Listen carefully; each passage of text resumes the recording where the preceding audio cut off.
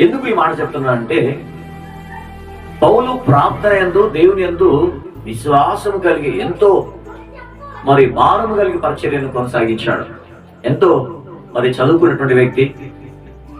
తన తండ్రి కుటుంబం ధనికమైన కుటుంబం అయినప్పటికీ తను చదువుకున్న ఆ డిగ్రీ పట్టాలని విడిచిపెట్టి ప్రభు సేవ కొరకే పరిగెత్తి అనేక ఆత్మలను సంపాదించగలిగాడు.